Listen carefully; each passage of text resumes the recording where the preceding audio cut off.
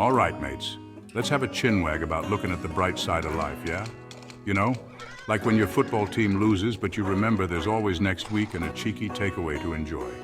That's a bit of what optimism's all about, isn't it? It's seeing the glass half full, even when it's raining cats and dogs outside. Now, some folks might say, James, you're always so cheerful. You must have won the lottery or something. And I'll tell you, winning the lottery would be brilliant, wouldn't it? But that's not it. Truth is, optimism's not always easy. Sometimes life throws you a right curveball, like missing the last biscuit or finding out your favorite show's been cancelled.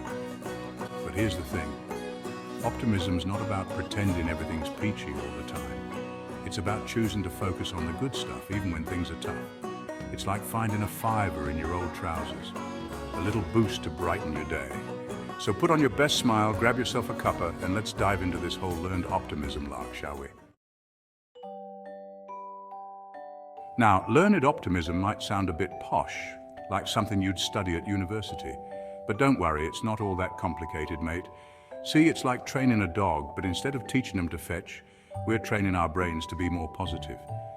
Basically, learned optimism means that we can actually teach ourselves to be more hopeful and upbeat. It's about changing the way we think about things. When something bad happens, instead of thinking, oh, this is a right disaster, innit? We can try to look for the silver lining. For example, imagine you spill your cuppa all over yourself. A right pain, I know. But instead of getting all down in the dumps, you could think, right, time for a fresh brew and maybe a cheeky biscuit too. See, it's all about perspective, innit? Now, you might be thinking, James, this all sounds lovely, but what's in it for me? Well, me old mucker. Let me tell you, being an optimist comes with a whole load of benefits. It's like getting a 2-for-1 deal at the supermarket, but instead of baked beans, you're getting happiness and good vibes. First off, studies have shown that optimists tend to be healthier. They're less likely to get sick, and when they do, they bounce back quicker. It's like they've got a secret weapon against the sniffles, and that weapon is a positive attitude. But it's not just about physical health, mate. Optimism can do wonders for your mental well-being too. When you're looking on the bright side, you're less likely to feel stressed, anxious, or down in the dumps. Section 4, Real Talk, Optimism in Action. Right, let's bring this down to earth with a couple of real-life examples, shall we? Imagine your mate Barry is trying to bake a cake for his nan's birthday, but it ends up looking like a melted welly. Now, a pessimist might say, Barry, you've messed up royally, nan's going to be fuming. But an optimist would say, don't you worry, Barry, we've all been there. We can always pop to the shops for a cake, and at least we'll have a good laugh about this later, eh? See the difference?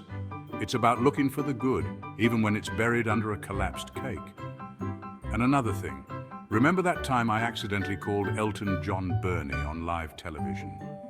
Right, shocker that was. But instead of dwelling on it, I had a good laugh about it with the man himself. And you know what? It turned into a right good story to tell at the pub. Section 5. Keep calm and carry on, mate. So there you have it, me old China. Learned optimism. It's like having a superpower, but instead of flying or being invisible, you get to be happy and healthy. And the best part is, anyone can learn it. It's like learning to ride a bike. It might take a bit of practice, but once you've got it for life. Remember, life's a bit like a cup of tea. It's all about how you make it. So, chuck in a spoonful of optimism, give it a good stir, and enjoy the ride. Cheers to that.